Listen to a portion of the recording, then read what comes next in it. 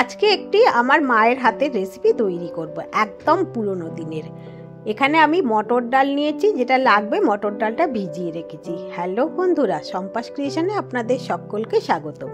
তো ডালটা এখন ভিজে গিয়েছে, ডালটা ভিজিয়ে রেখেছিলাম। এবার লাগবে ফুলকপি। তো ফুলকপিটাকে আমি একটু মিডিয়াম সাইজ করে কেটে নেব। খুব বড় ছোট এসব কাটার দরকার নেই, একটা মিডিয়াম সাইজ করে কেটে নিলেই হয়ে যাবে। তো ফুলকপিটা আমি এখন মিডিয়াম সাইজ করে কেটে নিচ্ছি। তো ফুলকপিটাকে একটু হালকা গরম জলের মধ্যে ভিজিয়ে রাখবো নুন দিয়ে। তো এখন আমি ফুলকপিটা এর মধ্যে এভাবে ভিজিয়ে রাখছি, যাতে এর মধ্যে কোনো রকম পোকা নোংরা টোংরা থাকলে সব বেরিয়ে যাবে।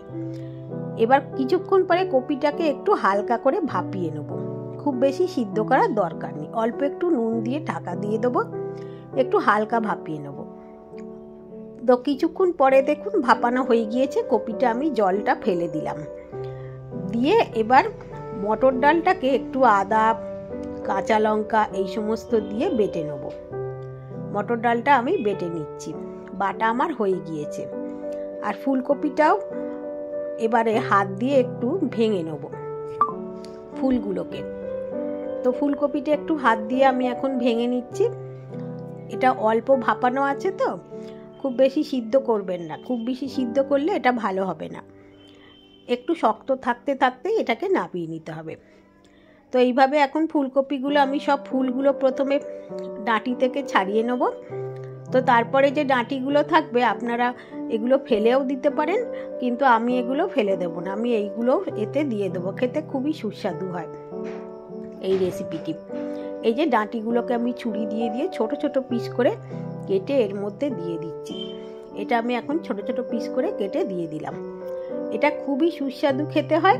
এটা চায়েতে স্ন্যাক্স হিসাবে খেতে পারবেন চায়ের সাথে, বা এটাকে গ্রেভি করেও তার মধ্যে দিয়েও খেতে পারবেন, এতটাই সুস্বাদু খেতে হয়। তো এখানে আমি এটা এখন তৈরি করতে শুরু করে দিয়েছি। ডাঁটিগুলোও আমি কেটে এর সাথে মিশিয়ে দিলাম, সব কাটা হয়ে গিয়েছে। এবারে যে ডাল বাটাটা ছিল সেটাও দিয়ে দেবো। ডাল বাটার মধ্যে আমি অল্প একটু হিং দিয়েছিলাম। তো এখন এর মধ্যে দিয়ে দেবো ভাজা মশলার গুঁড়ো। ভাজা মশলাটা আমি তৈরি করেছি জিরে ধনে গরম মশলা শুকনো লঙ্কা, শুকনো কড়াতে নেড়ে একটু ঠান্ডা করে একটু মিক্সিতে গুঁড়ো করে নিলেই হয়ে যাবে।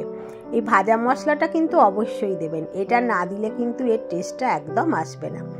ভাজা মশলাটা দিয়ে মাখিয়ে কিছুক্ষণ রেখে দিয়ে তারপরে সর্ষের তেলে এটা ভেজে নেব। এটা আপনারা সাদা তেলেও করতে পারেন। তো আমি সর্ষের তেলে এগুলোকে ভেজে নিচ্ছি। এগুলো এত ভালো খেতে হয়, চায়ের সাথে খাওয়া যায় বা যে কোনো সময় এগুলো খুবই ভালো লাগে খেতে, মানে খুবই সুন্দর টেস্টি লাগে খুব খেতে। তো এটা এখন খুব ভালো করে এই বড়াগুলোকে আমি ভেজে নিচ্ছি। যখন কপি শীতকালে আর খেতে ভালো না লাগে তখন এইভাবে তৈরি করে দেখবেন, খুব ভালো লাগবে খেতে, একঘেয়ে ফুলকপি না খেয়ে। তো বড়াগুলো আমি সব এখন রেডি করে নিয়েছি, সব ভাজা। মানে একসাথে তো সব ভাজা হবে না, এটা ভাজা হলো। এবার আরও যতটা আছে সেগুলো ওই এরকম করেই সব ভেজে নেব। তো এগুলো দেখুন ভাজা হয়ে গিয়েছে, খুবই সুস্বাদু বড়াগুলো খেতে হয়। তো এখন এবার পরের স্টেপে আমি চলে যাব। তো এই যে বড়া ভেজেছি সেই তেলের মধ্যে দিলাম জিরে, একটু ফোড়নটা হয়ে গেলে এখানে আলুটা ভেজে নেব। আপনারা এখানে আলু নাও দিতে পারেন যদি না খেতে পছন্দ করেন। তো এখন আমি আলু ভাজছি আর একটা মশলা করবে। এখানে 1 চামচ ধনে, 1 চামচ জিরে, 1 চামচ মৌরি, টমেটো, আদা আর শুকনো লঙ্কা কাঁচা লঙ্কা নিয়েছি, এগুলো মিক্সিতে পেস্ট করে নেব। আলুগুলোকে একটু লাল লাল করে ভেজে নিতে হবে। আলুটা আমি ভেজে নিচ্ছি। এখন মিক্সির মশলাটা বাটা হয়ে গিয়েছে, সেগুলো এতে দিয়ে দেবো। দিয়ে একটু ভালো করে কষিয়ে নিতে হবে আলুর সাথে। মশলাটাকে খুব ভালো করে আমি এখন কষিয়ে নিচ্ছি। তো এখন এটা খুব ভালো করে হাই ফ্লেমেতেই কষিয়ে নিচ্ছি, গ্যাসটা কিন্তু এখন আস্তে করিনি।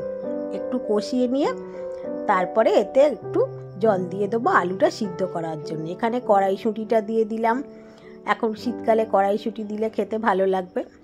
এখন খুব ভালো করে কষিয়ে হলুদ দিয়ে দেবো। এতে আমি লঙ্কার গুঁড়ো দিচ্ছি না, কারণ শুকনো লঙ্কা কাঁচা লঙ্কা বেটে দিয়েছি তাই। তো এবারে এতে একটু অল্প করে চিনি দিলাম স্বাদটার ব্যালেন্স করার জন্য। আমি এটা খুব ভালো করে কষিয়ে নেব। মশলাটার সাথে এই আলু কড়াইশুঁটি সমস্ত কষিয়ে নিয়ে এবার আলু সিদ্ধ করার জন্য জল দেবো। যে ডালটা বেটেছিলাম সেই মিক্সিটা ধুয়ে সেই জলটা দিয়ে দিলাম। এবারে এটা সিদ্ধ হবে। আলুটা সিদ্ধ হয়ে গেলে একটু তারপরে আমি বড়াটা দেবো। ঢাকা দিয়ে রেখেছিলাম একটু, এবার একটু ভালো ঘি দিয়ে দিলাম ঢাকাটা খুলে। এতে ভালো ঘি না দিলে খেতে ভালো হবে না। তো ভালো ঘি দিয়ে এটা হয়েই গিয়েছে, আলু সিদ্ধ হয়ে গিয়েছে, বড়াগুলো দিয়ে দিলাম। বড়াগুলো একটু ফুটিয়ে নিলে ওর মধ্যে ঝোলটা ঢুকবে, খেতে খুবই সুস্বাদু লাগবে। এইগুলো এমনিও খাওয়া যায়, আমি তো ভাজতে ভাজতে এমনিই 4টে খেয়ে নিই আর তারপরে এই গ্রেভিটা তৈরি করি, তো খুবই ভালো হয়। বন্ধুরা, আপনাদের যদি আমার এই রেসিপিটি ভালো লাগে, পছন্দ হয়, তাহলে আমার চ্যানেলটিকে সাবস্ক্রাইব করার অনুরোধ করবে। একটা লাইক আর কমেন্ট করে দিলে খুব ভালো লাগবে। বেল আইকনটা প্রেস করে দিলে আমার আপলোড করা ভিডিওর সমস্ত নোটিফিকেশান আপনারা পেয়ে যাবেন। আজকের মতো বিদায়। সকলে ভালো থাকবেন, সুস্থ থাকবেন। আবার আপনাদের সাথে দেখা হবে পরের কোনো এপিসোডে। ওপরে আমি একটু গরম মশলার গুঁড়ো ছড়িয়ে দিয়েছি। সকলকে ধন্যবাদ।